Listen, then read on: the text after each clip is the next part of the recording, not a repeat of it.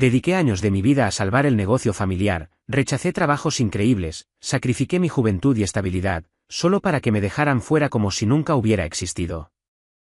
Para ponerlos en contexto, crecí en una ciudad mediana de Georgia, no muy lejos de Atlanta. Mi abuelo emigró desde México en los años 60 y comenzó vendiendo frutas en una pequeña camioneta hasta que logró abrir una tiendita de abarrotes. Años después, eso se transformó en un supermercado local con el nombre de la familia en letras bien grandes. No era ninguna cadena enorme, pero era lo suficientemente conocido en la zona para mantenerse a flote incluso cuando llegaron los Walmart y los Target. Mi papá heredó el negocio y lo mantuvo funcionando, con muchos altibajos, pero con mucho esfuerzo. Yo siempre supe que ese negocio era parte de la familia, y aunque de adolescente renegaba de tener que ayudar en la tienda cada fin de semana, terminé desarrollando un sentido de responsabilidad con el lugar. No tanto por amor al negocio en sí, sino por lo que significaba para nosotros. Era el legado de mi abuelo, el esfuerzo de mis padres, la historia de mi infancia. Era como ese lugar al que uno siempre vuelve, incluso cuando no sabe por qué. Terminé la universidad con un título en Administración y Finanzas. Tuve ofertas de trabajo en Atlanta, incluso una en Dallas que me entusiasmaba mucho, pero justo cuando estaba a punto de aceptar, pasó lo inesperado, mi papá tuvo un infarto. Fue fuerte. Sobrevivió, pero quedó con muchas limitaciones físicas y no podía seguir al frente del supermercado como antes. Mi mamá intentó manejar las cosas sola un tiempo, pero era evidente que no podía con todo. En ese momento, mi hermana menor ni siquiera estaba interesada. Ella estaba viviendo su era de autoconocimiento en California, viajando por la costa en su van y vendiendo arte por Instagram. Así que, sin mucha vuelta, dije que no a todas las ofertas y me volví al pueblo para ayudar. Al principio solo iba a ser temporal. Lo recuerdo bien, yo mismo lo dije, solo hasta que papá se recupere un poco o encontremos a alguien que lo maneje. Pero ya sabes cómo funciona eso. Los meses pasan, luego los años. Empiezas a tomar decisiones, luego reformas, luego inviertes, y cuando te das cuenta, ya estás metido hasta el cuello. Estuve ahí desde los 25 hasta los 32, dando todo. Implementé sistemas nuevos, actualicé el software de inventario, negocié con proveedores mejores precios. Hicimos remodelaciones, contraté personal más joven, renovamos la sección de panadería. El negocio empezó a levantar como nunca. Incluso comenzamos a ofrecer delivery local antes de que los grandes supermercados lo hicieran. De repente, el pequeño supermercado familiar era cool otra vez. Y mientras todo eso pasaba, nadie, y cuando digo nadie, es literal, vino a ofrecerme ayuda. Mi hermana seguía subiendo fotos de acampadas en Big Sur y vendiendo collares hechos a mano en Etsy. Mi madre se limitaba a encargarse de los pagos y los impuestos, y mi padre, aunque recuperó algo de movilidad, nunca volvió realmente al negocio. Era como si todos estuvieran cómodos sabiendo que yo estaba ahí para sostener todo. Como si fuera mi deber. Como si lo que hacía no fuera un sacrificio, sino una simple extensión de lo que se esperaba de mí. Hasta ese día. Ese maldito día. A los 32 años, papá falleció. No fue sorpresivo porque su salud ya estaba deteriorada, pero dolió. No solo por perderlo, sino por todo lo que representaba. Después del entierro, hubo una especie de reunión familiar donde hablamos del futuro del negocio. Yo pensé que era una formalidad. Que íbamos a revisar cuentas, ver qué hacer con ciertos préstamos, quizá discutir sobre cómo manejaríamos las cosas entre mamá, mi hermana y yo. Pero no. Lo que se dijo en esa sala me dejó helado. Mamá anunció que el negocio pasaría a ser oficialmente de mi hermana. Que papá había cambiado los documentos unos meses antes de morir, que todo, el local, la marca, las cuentas, estaba ahora a su nombre. No pude hablar. Literalmente me quedé sin palabras. Miré a mi hermana y ella solo me dijo, es lo que papá quería. Eso fue todo. Ni una explicación, ni una conversación previa, nada. Solo una decisión cerrada. Como si yo no hubiera pasado los últimos 7 años levantando el negocio con mis propias manos. Creo que nunca voy a olvidar el sonido del aire acondicionado de esa sala mientras mi mamá hablaba. Era un zumbido constante que se mezclaba con el nudo en mi estómago. Me sentía como si el mundo se hubiera detenido por unos segundos. Miraba a mi hermana, a mi mamá, a las paredes, a la mesa, buscando alguna señal de que eso era una broma o que alguien iba a intervenir con un «es mentira, tranquilo, solo queríamos ver tu reacción». Pero no. Todo era real. Y lo peor de todo es que ellas actuaban como si fuera lógico, como si fuera lo más natural del mundo. Yo no dije nada en ese momento. Me levanté, salí de la casa y me fui directo al supermercado. Estaba vacío, como siempre a esa hora de la tarde. Me quedé parado en la entrada, mirando las estanterías, los carteles de descuentos que yo mismo diseñé, los uniformes que mandé a hacer con el logo bordado. Me senté en la oficina, miré los balances en el monitor, los correos de los proveedores, todo lo que había logrado. Cada decisión importante en los últimos años, había salido de esa silla, de esas manos. Y ahora, Todo eso no me pertenecía. Nada. Volví a casa pasada la medianoche, y mi mamá estaba en la cocina. Me sirvió café como si nada hubiera pasado. Le pregunté, con una calma que ni yo entendía, ¿por qué? Su respuesta fue simple, y me dolió más que cualquier otra cosa: tu hermana no tiene la misma estabilidad que tú. Pensamos que necesitaba algo más seguro en su vida. Literalmente eso. No importaba que ella no supiera cómo se hace un pedido de lácteos, o que pensara que el margen de ganancia era una frase del tarot. Ella lo necesitaba más, porque yo supuestamente tenía más herramientas para salir adelante, como si mi capacidad fuera una razón para negarme el derecho a lo que trabajé. Después de eso, la relación con mi mamá empezó a romperse. Con mi hermana, ni hablar. Ella tenía esta actitud de esto no es personal, pero era imposible no tomarlo así. Cada vez que hablábamos, se notaba que no tenía idea de lo que hacía. Preguntaba cosas básicas como cuánto se paga de impuestos por empleados o qué es una factura de proveedor. Y aún así, era la dueña. Yo seguía siendo, técnicamente, el gerente general. Podía seguir cobrando un sueldo si quería. Pero, ¿para qué? ¿Para seguir siendo el burro de carga mientras ella se llevaba el reconocimiento? ¿Para ver cómo arruina todo y aún así mantenerme al margen? Renuncié. No hice escándalo, ni discurso dramático, ni golpeé puertas. Solo redacté mi carta, la firmé, la dejé en el escritorio y me fui. Me metí en mi viejo Corolla del 2006, manejé hasta una gasolinera, compré un café y me quedé en el auto por 2 horas sin saber qué hacer. No lloré, ni grité, ni nada de eso. Me sentía anestesiado, como si me hubieran vaciado por dentro. Durante las semanas siguientes me desconecté por completo. Me fui a quedarme con un amigo en Asheville, Carolina del Norte. Ni siquiera le expliqué mucho. Solo le dije que necesitaba despejarme. Empecé a correr por las mañanas, cocinaba mis propias comidas, y por primera vez en años, tenía tiempo para pensar. Lo que más me dolía no era haber perdido el negocio, era que me habían descartado. Que después de todo lo que hice, me trataran como si no contara. Como si fuera un empleado más que simplemente cumplió su parte y ya. Recuerdo una noche, sentado en el porche, tomando una cerveza, cuando me di cuenta de algo que me partió al medio. Si yo no hubiera estado, ese negocio ya no existiría. Literalmente, habría cerrado hace años. Y sin embargo, nunca nadie me lo agradeció. Nunca hubo un gracias por quedarte, un lo lograste, ni siquiera un reconocimiento verbal. Solo hubo una reasignación de propiedad, una palmadita en la espalda, y un tú puedes con lo que sea. No sabía qué hacer con mi vida, pero tenía claro que no podía quedarme estancado. Empecé a mandar currículums otra vez. Algunas empresas recordaban mi nombre por viejas entrevistas y contactos. Una startup de logística en Raleigh me ofreció una posición como jefe de operaciones. Acepté. No era el trabajo de mis sueños, pero era suficiente para empezar de nuevo. Por dentro, todavía ardía. No por resentimiento solamente, sino por esa mezcla tóxica de orgullo herido y sensación de traición. Me prometí a mí mismo que no iba a gastar mi energía deseando que les fuera mal, pero tampoco iba a mover un dedo si eso pasaba. Y pasó. El principio del fin comenzó más rápido de lo que me imaginé. Desde mi nueva ciudad, a 2 estados de distancia, empecé a escuchar cosas. No buscaba noticias, pero me llegaban. Primero fue un mensaje de texto de uno de los empleados que aún tenía mi número guardado: oye, ¿sabes si ya no van a renovar con los distribuidores del pan artesanal? Tu hermana dijo que era caro y que no vendía tanto. Me reí en voz baja. Ese pan era de lo que más rotación tenía, y ni siquiera salía caro porque yo había negociado un trato con una panadería familiar que nos daba un precio muy por debajo del mercado. Lo tomé como una anécdota y no le di más vuelta. Pero luego vinieron más mensajes. Otro me escribió para decirme que el nuevo software que yo había implementado, el que nos ayudaba a manejar el inventario en tiempo real, fue desinstalado porque era muy complicado de usar. Literalmente era una aplicación con interfaz de botones grandes, diseñada para que hasta el más torpe pudiera usarla sin capacitación. ¿Complicado? No.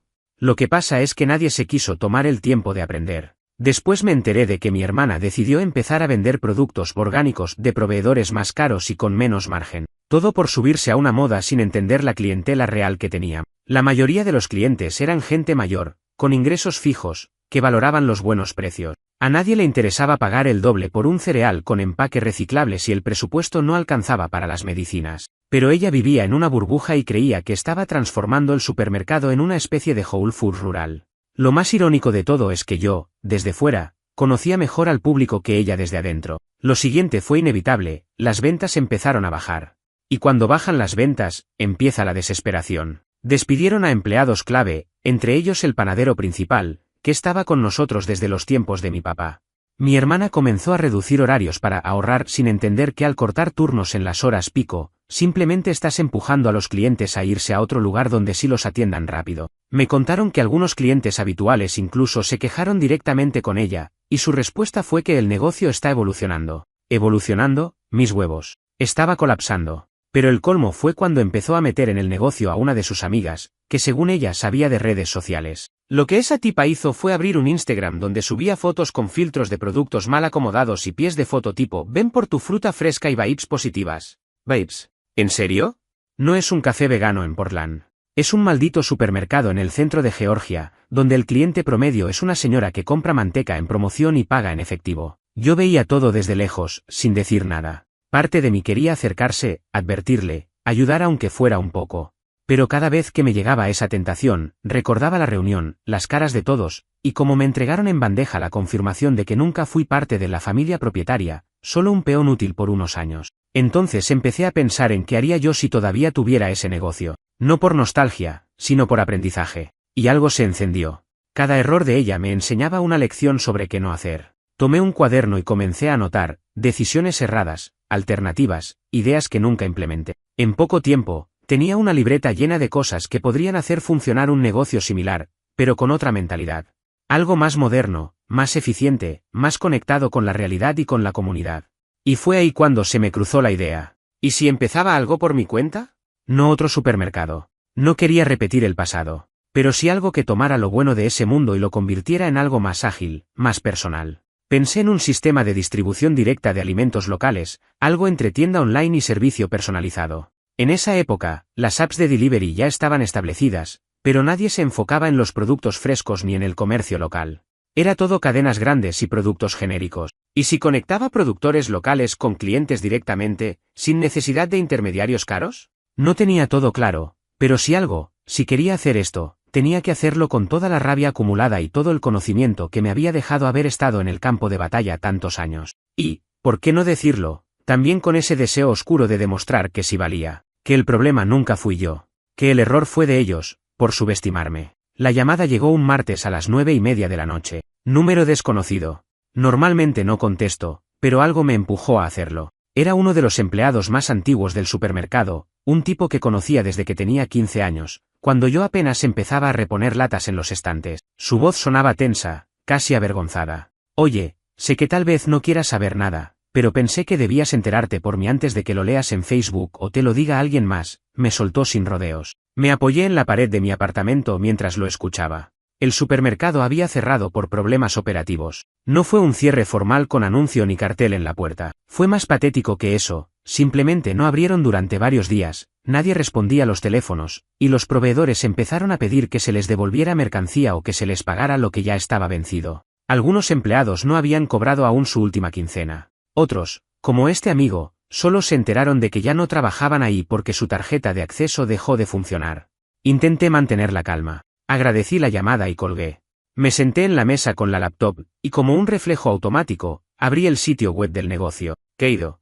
Luego entré a las redes sociales. Silencio total. Ni una publicación desde hacía semanas. Comentarios preguntando si estaban abiertos, si habían cambiado de ubicación. Ninguna respuesta. No me sorprendía del todo. Desde que me fui, todo había sido un experimento mal hecho tras otro. Pero había una parte de mí que seguía esperando que mi hermana, en algún momento, abriera los ojos, que pidiera ayuda, que reconociera sus errores. Pero no. Prefirió hundirse sola antes que admitir que tal vez yo no era tan prescindible como pensaban. Me costó dormir esa noche. No por el negocio, sino por lo que significaba. Era el fin de algo que representaba 3 generaciones. Una historia que empezó con mi abuelo cruzando la frontera con lo justo en el bolsillo y terminó con un cerrado por tiempo indefinido en la vitrina. Y aunque no fuera mi culpa, sentía el peso de ese final en el pecho. Lo más jodido es que nadie me llamó de la familia. Ni un mensaje. Ni un "parece que tenías razón". Silencio. Total. Pero al día siguiente me desperté con una claridad brutal. Era el momento. No de volver atrás, sino de usar todo eso como combustible. Mi idea del negocio propio ya no era solo una posibilidad, era una necesidad. Un acto de justicia personal. Empecé a trazar un plan más concreto. Usé parte de mis ahorros para contratar a una diseñadora freelance que me ayudara con el branding, mientras yo armaba la estructura legal y hablaba con algunos contactos que tenía en la industria alimentaria local. Muchos de ellos me recordaban con respeto, sabían que cuando yo estaba al mando, las cosas se hacían bien. Llamé a viejos proveedores, algunos de ellos bastante leales, que de inmediato me dijeron que si decidía lanzar algo, contarían conmigo. Empecé a moverme rápido, como si cada paso me acercara no solo a un negocio propio, sino a una especie de redención silenciosa. No se trataba de venganza, pero tampoco era indiferente. Era como mirar el mismo mapa desde otro ángulo, y esta vez tener la libertad de trazar la ruta como yo quisiera. A la tercera semana de planificación intensa, recibí un correo, de mi hermana. Asunto, ¿podemos hablar? No abrí el mensaje de inmediato. Lo miré por varios minutos, como si fuera una bomba a punto de estallar. Finalmente, lo abrí. Era corto. Ni disculpas, ni excusas. Solo decía que necesitaba ayuda, que no sabía qué hacer, que el negocio estaba en ruinas y que mamá estaba muy preocupada, que no sabía a quién más recurrir. Cerré el correo. Me quedé en silencio unos minutos. Luego lo volví a abrir, leí cada palabra otra vez y, sin pensarlo demasiado, empecé a escribir mi respuesta. No fue una carta llena de rencor ni una explosión de reproches, solo puse lo que sentía con total honestidad. No es que no quiera ayudarte. Es que ya lo hice durante años, y me lo pagaron dejándome fuera. Tomaste decisiones sin consultarme, asumiste responsabilidades que no entendías y me hiciste sentir como si yo nunca hubiera estado ahí. No te deseo mal, pero no voy a volver para arreglar el desastre que tú provocaste. Tal vez esto te sirva para entender lo que se siente cuando te dan la espalda. Ojalá aprendas algo de todo esto. Yo ya aprendí lo que necesitaba aprender. Le di a enviar sin pensarlo mucho. Me sentí libre, como si por fin hubiera cerrado un ciclo. Y ahora sí, empecé con todo. Registré oficialmente mi nuevo emprendimiento, alquilé una pequeña bodega en las afueras de la ciudad, y contraté a 2 personas de confianza para ayudarme a ponerlo en marcha. Comencé a trabajar como nunca, pero esta vez sin el peso de las expectativas ajenas. Era mío, solo mío, y no tenía que demostrarle nada a nadie. La llamada de mi madre llegó una mañana de sábado. Estaba en la bodega, acomodando cajas con uno de los primeros lotes de productos frescos que íbamos a distribuir esa semana. Mi equipo era pequeño pero comprometido, y las cosas estaban empezando a moverse con fuerza. Ya teníamos una pequeña base de clientes, una app en desarrollo y hasta habíamos salido en una nota local como de emprendimiento con raíces familiares. ¿Irónico? ¿No? Mi teléfono sonó y vi el nombre de mi madre. Dudé unos segundos antes de contestar. Llevábamos meses sin hablar, desde esa última reunión en la que me borraron del mapa familiar sin pestañear. No había habido cumpleaños, mensajes, ni siquiera un ¿cómo estás? Nada. Contesté con un seco sí, sin esfuerzo en disimular el tono. Del otro lado, silencio por unos segundos. Y luego, su voz, suave, gastada, con esa mezcla de culpa y desesperación que uno aprende a reconocer en las madres que saben que la cagaron. Necesito que hablemos, dijo. Ya hablamos todo lo que había que hablar. No hablamos. Vos te fuiste. Después de que me usaron y me reemplazaron como si fuera una silla vieja, ¿qué esperabas? ¿Un brindis de despedida? Silencio otra vez. Escuchaba su respiración, y por un segundo me imaginé su rostro, ese gesto entre tenso y triste que ponía cuando quería justificar lo injustificable. La escuché suspirar. Tu hermana está mal. Muy mal. ¿Y qué tengo que ver yo con eso? Y lo decía en serio. ¿Qué tenía que ver? Ella tomó el timón, ella hundió el barco. Yo me bajé a tiempo. Yo advertí. Yo trabajé como un perro y no se me permitió ni siquiera ser considerado en la herencia. ¿Y ahora querían mi ayuda? Está endeudada hasta el cuello, dijo mi madre. Usó créditos personales para sostener el negocio estos meses. El banco le está pisando los talones. Está viviendo con nosotras de nuevo. ¿Qué pasó con todo lo que papá dejó para asegurarle un futuro? Todo eso se fue tratando de salvar el supermercado. No respondí. No me reí, no hice un comentario sarcástico. Solo sentí un vacío. Uno que no se llenaba ni con venganza ni con compasión. Solo, un agujero donde antes hubo algo. ¿Y para qué me estás llamando, mamá? Pregunté sin rodeos. Y ahí vino la parte que más me molestó. Porque ni siquiera llamó para pedir perdón. No llamó para reconocer que me trataron como un desconocido. Llamó para ver si podía hablar con mi hermana, a ver si juntos encontrábamos una forma de levantar algo nuevo. Una colaboración, como lo llamó. Tuve que alejarme de la puerta del depósito para no gritar. Me senté en una pila de cajas y solté todo lo que venía acumulando. ¿Sabes qué es lo más increíble de todo esto? Que todavía no entendés nada. No se trata del dinero, ni del negocio. Se trata de respeto. Se trata de que me usaron, me exprimieron, y después me tiraron. Ustedes decidieron que yo no era parte. ¿Y ahora quieren que sea el salvavidas? No lo hicimos con maldad, susurró. Peor. Lo hicieron con naturalidad. Como si fuera normal. Como si mi esfuerzo no valiera nada solo porque era esperable que lo hiciera. ¿Y ahora, qué quieren? ¿Que vuelva a arreglar el desastre como un idiota agradecido? Mi madre lloraba. Lo escuchaba. Ese llanto que en otro momento me habría desarmado, pero ahora no me tocaba ni un poco. Ya no era el hijo obediente, ya no era el chico que dejaba todo por la familia. Te pido perdón, dijo al fin, con la voz rota. Me quedé en silencio. Me habría gustado que esas palabras llegaran hace años, que las dijera cuando aún podía importar. Pero ahora, ya no quedaba nada por reconstruir. No voy a hablar con ella. Y no quiero saber más nada del negocio. Espero que salga adelante, de verdad. Pero sin mí. Colgué. Me quedé mirando el teléfono unos segundos, respiré hondo y me obligué a volver al trabajo. Mi equipo me esperaba. Mis clientes también. Tenía una entrega que preparar. Tenía un negocio que sí era mío. Y por primera vez en años, eso me alcanzaba. Durante las semanas siguientes, mi madre no volvió a llamar, pero sí lo hizo mi hermana. Una tarde, recibí un mensaje que decía, sé que no me lo merezco, pero si querés saber la verdad de por qué papá hizo lo que hizo, estaría bien contártela. No respondí el mensaje. Lo dejé clavado ahí, como una herida que ya cicatrizó pero que aún escuece si le pones el dedo encima. No era orgullo, tampoco rencor exactamente. Era más bien eso que sentís cuando ya no te interesa ganar la discusión. Cuando no necesitas la explicación porque sabes que ni siquiera cambiaría el final. Lo que pasó, pasó. Y el daño ya estaba hecho. Pasaron algunos meses desde esa última llamada con mi mamá. Mi negocio, por otro lado, no paraba de crecer. Lo que arrancó como un proyecto con 2 personas en una bodega chica ya tenía más de 15 productores asociados, repartidores, una app que funcionaba y una base sólida de clientes que no solo valoraban la calidad del servicio, sino también la historia. Sí, la historia. Porque la gente ama saber de dónde viene lo que compra. Y cuando les contas que estás levantando algo desde cero después de que tu propia familia te descartó como si no valieras nada, la conexión es más fuerte que cualquier publicidad. De vez en cuando me encontraba con algún ex cliente del supermercado. Algunos se acordaban de mí. ¿Vos no eras el que estaba en la caja y después se encargaba del pan los fines de semana?, me preguntaban. Me reía y les decía que sí. La mayoría tenía algún comentario sobre cómo todo se fue al carajo desde que te fuiste, me hijo. Yo solo asentía, sin entrar en detalles. No hacía falta. Pero un día, mientras cargaba cajas en la camioneta para una entrega, se me acercó un tipo. Alto, con pinta de haber trabajado en construcción toda la vida. Pelo gris, manos grandes, de esas que te dan un apretón y sabes que viene con historia. Me miró y dijo, «Sos el pibe del supermercado, ¿no? El hijo del dueño que después desapareció». Lo miré un segundo, sin saber si venía con buenas o malas intenciones. Asentí. Sabes que ese lugar era parte del barrio. Lo cuidaste vos más que nadie. Cuando cerraron, muchos nos quedamos sin saber dónde comprar. Ahora me enteré que tenés esto, lo del reparto. Le expliqué cómo funcionaba, le mostré el sistema, las opciones de productos frescos, las entregas por zona.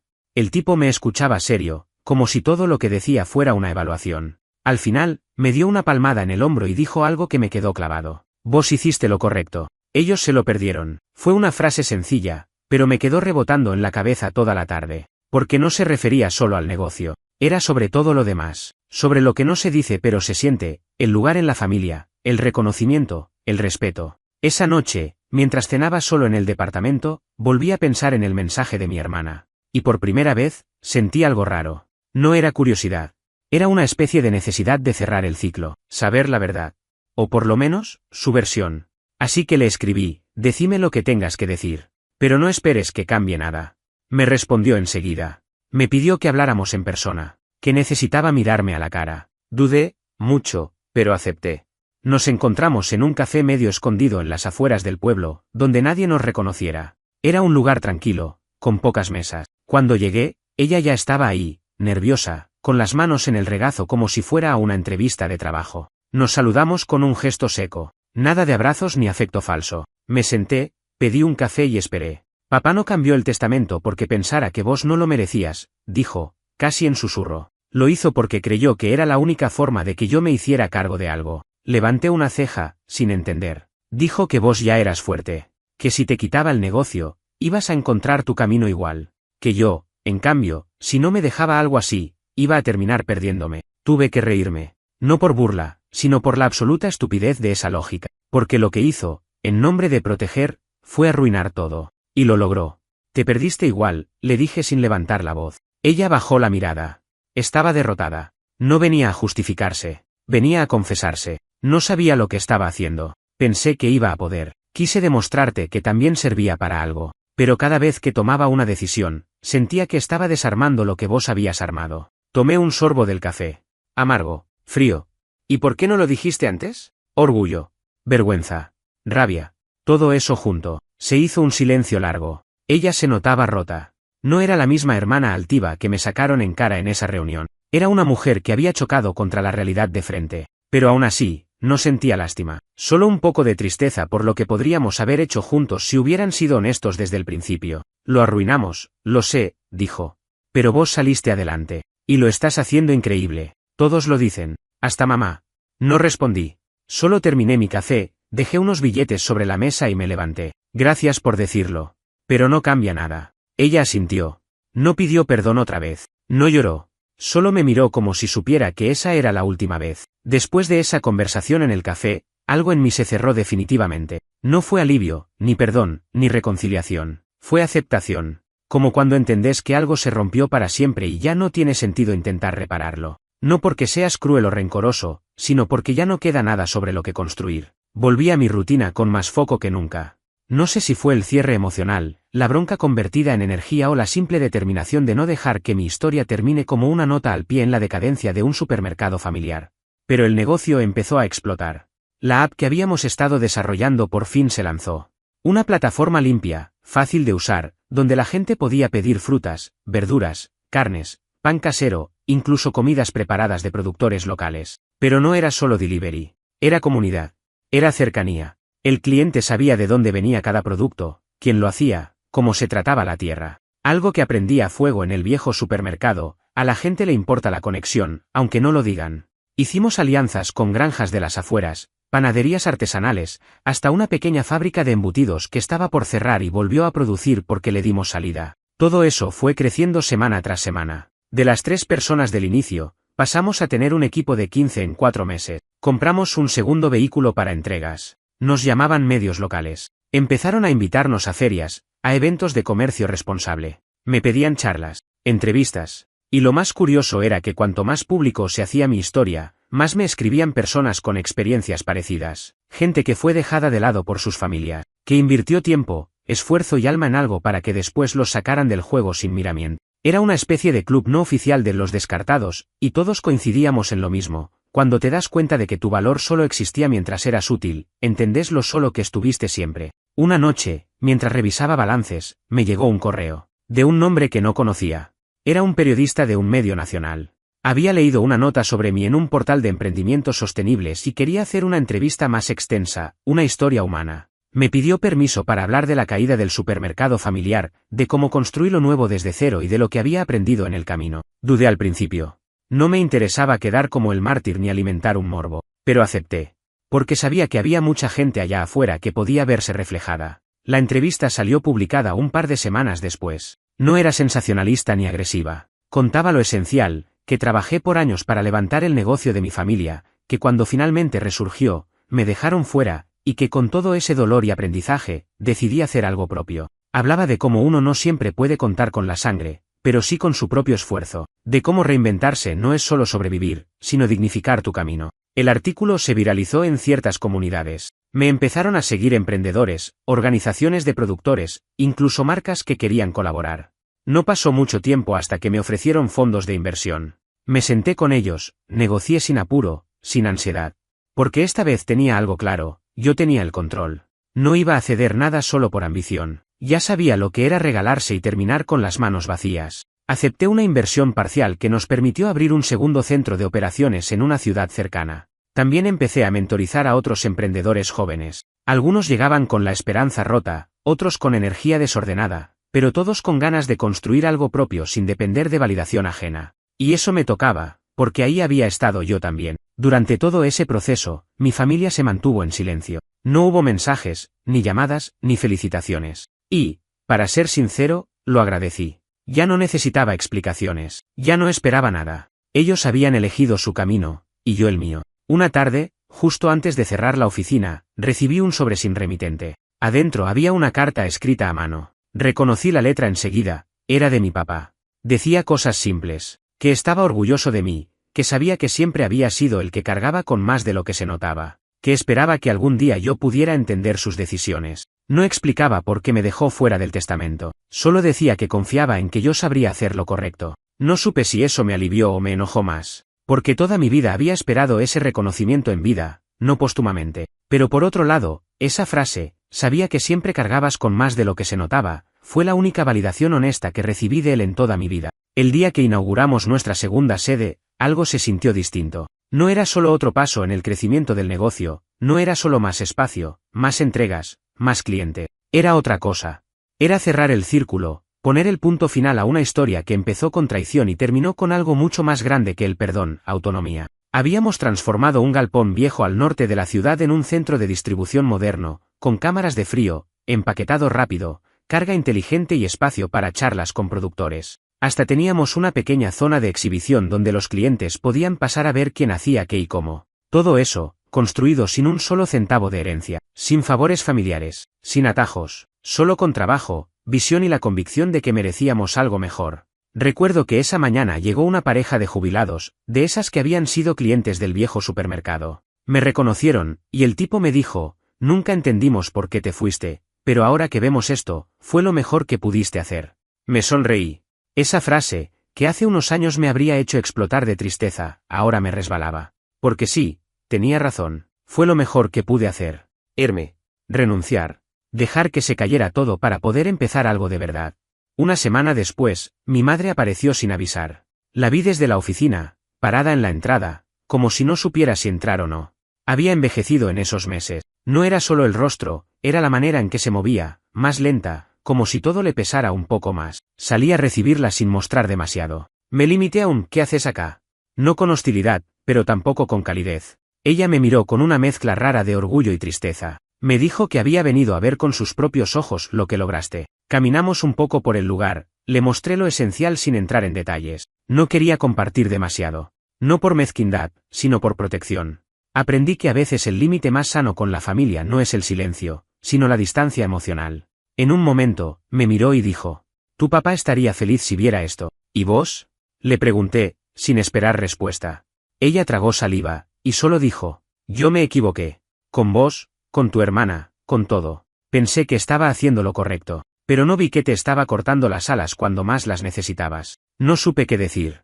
Porque ese tipo de disculpas no se responden con frases de película. No hay redención mágica, ni ella buscaba eso, solo soltaba lo que tenía que decir. Yo lo aceptaba, pero no lo absorbía. Como cuando alguien se cae y vos lo ayudás a levantarse, pero no te quedás cargándolo. Se fue a los 20 minutos. Me agradeció por recibirla. Me dijo que no esperaba que volviera a las reuniones familiares, pero que si algún día quería aparecer, las puertas estaban abiertas. Le respondí con un simple «ya veremos». Esa noche, después de cerrar todo, me quedé solo en la oficina. No era común, pero necesitaba ese momento. Apagué las luces, me senté frente al ventanal y miré el galpón vacío, limpio, ordenado. Y me cayó la ficha. No era solo un negocio, era una declaración de principios. Un recordatorio de que cuando te niegan lo que te corresponde, no tenés que mendigarlo. Podés construir algo mejor desde cero. Y cuando lo haces, no solo ganas independencia, ganas claridad.